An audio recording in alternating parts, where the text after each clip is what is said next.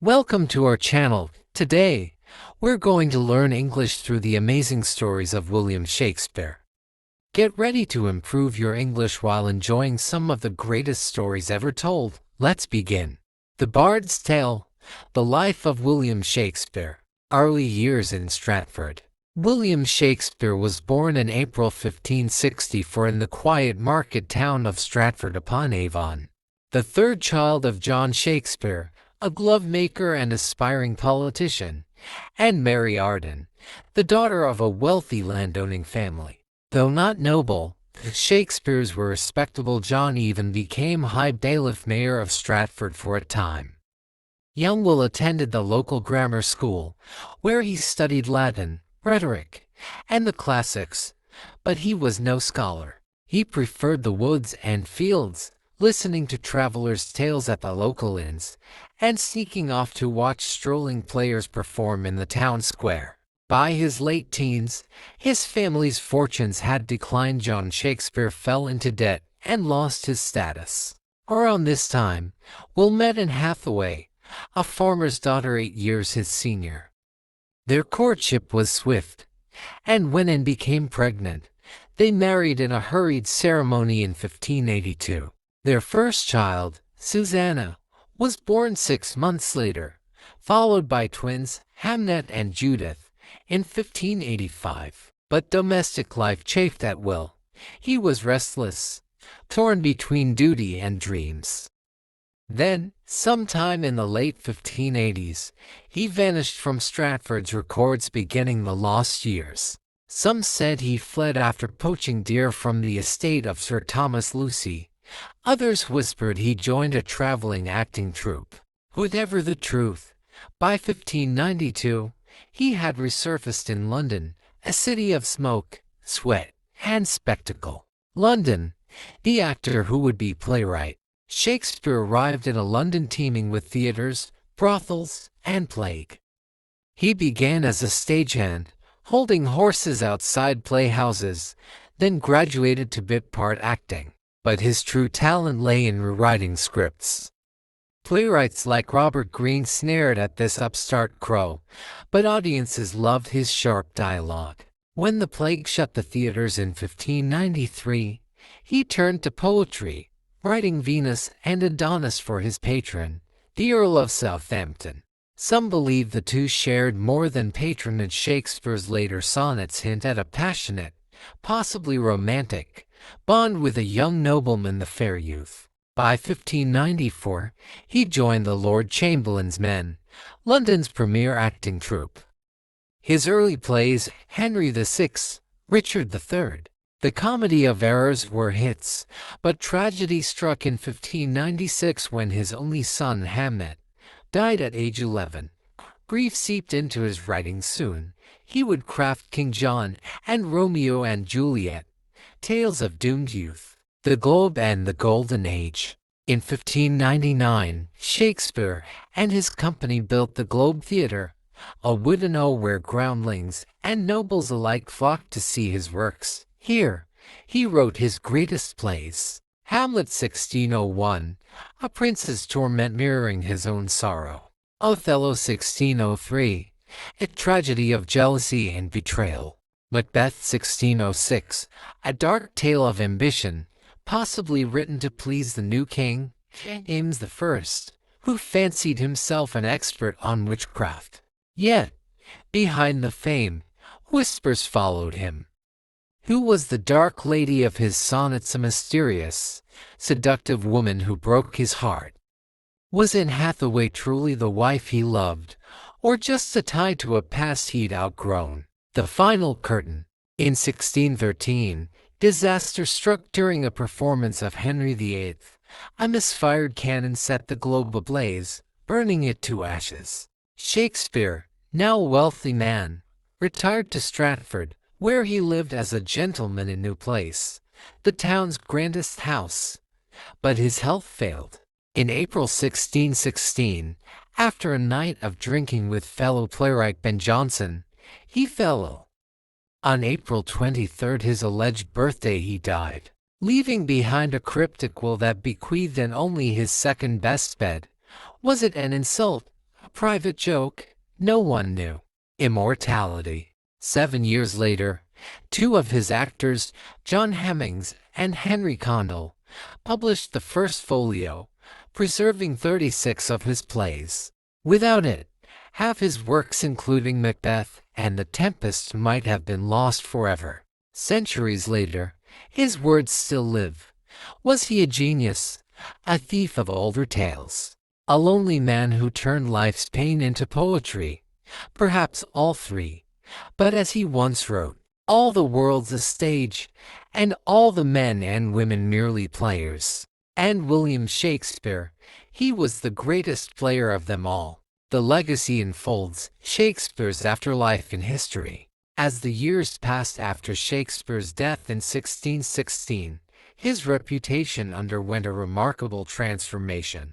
In the immediate aftermath, he was mourned by his fellow actors and Stratford neighbors. But few could have predicted how his star would rise in the centuries to come. By the 1620s, his plays were still being performed at court and in London's theatres, now rebuilt after the Globe's fiery demise.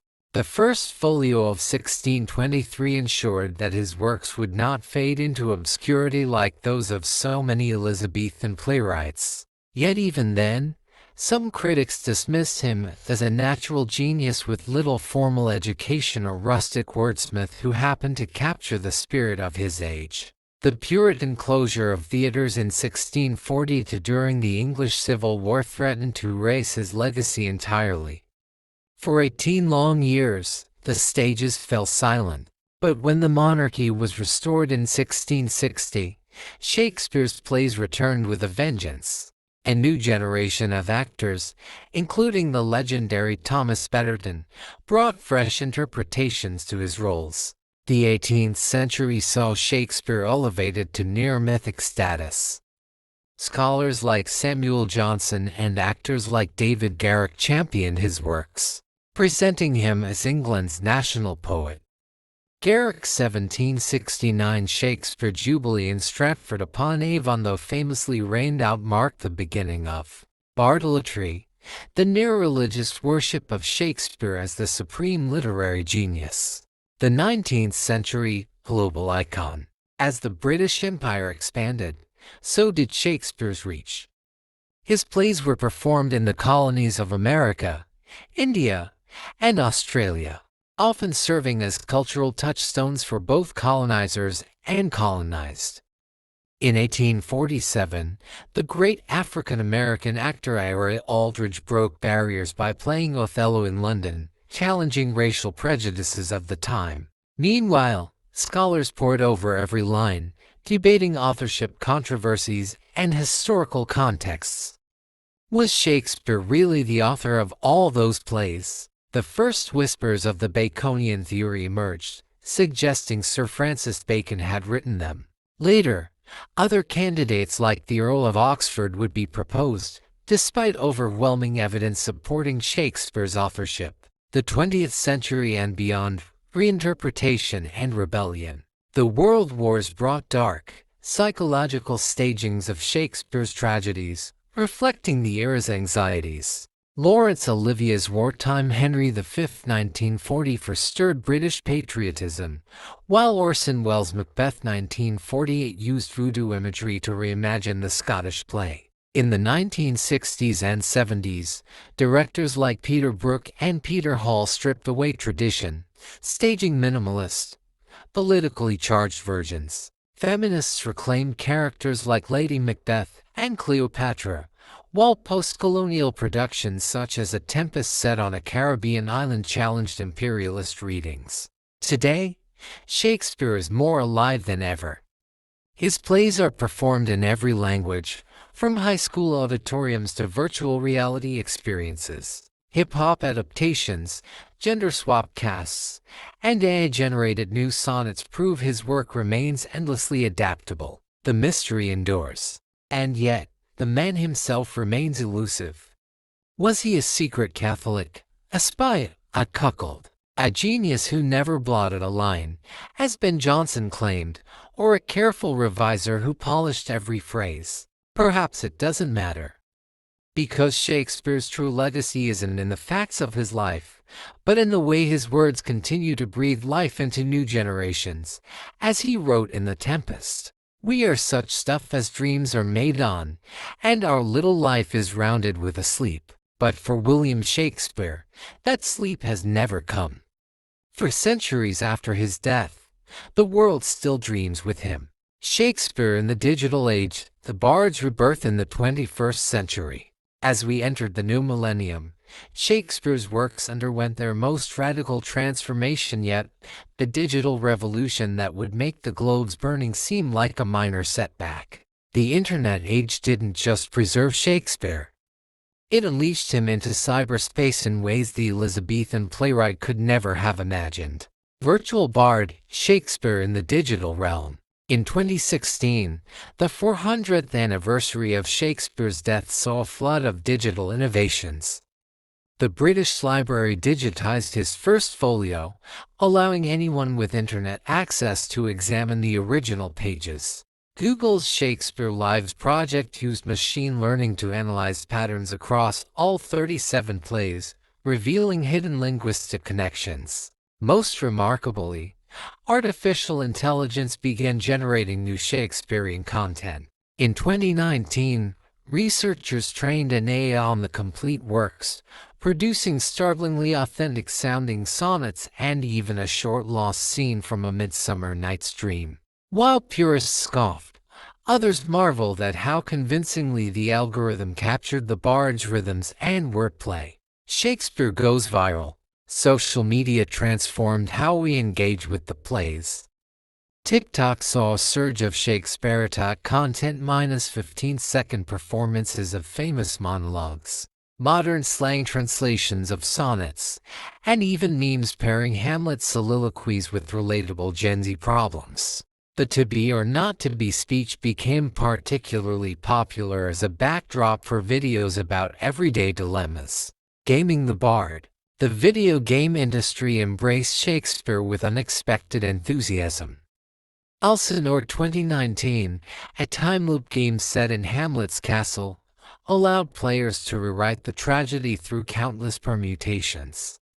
Even mainstream titles like Assassin's Creed incorporated Shakespeare as a character during their London set segments. The future of the folios. As we look ahead, Shakespeare's digital journey shows no signs of slowing.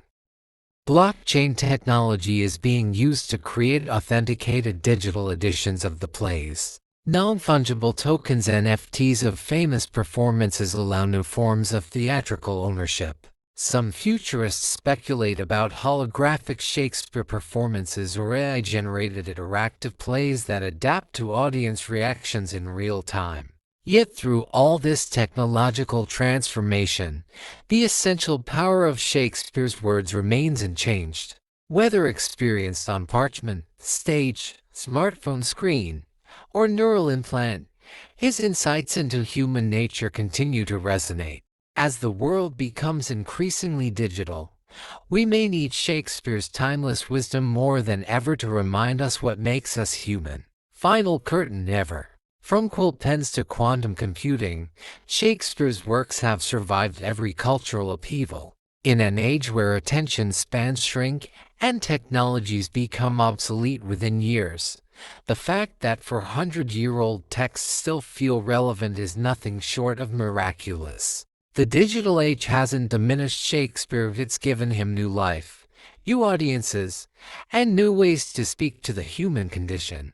As we scroll through sonnets on our phones or watch Hamlet debate his existence in AV or headset, we're participating in the same essential human experience as the groundlings at the original globe.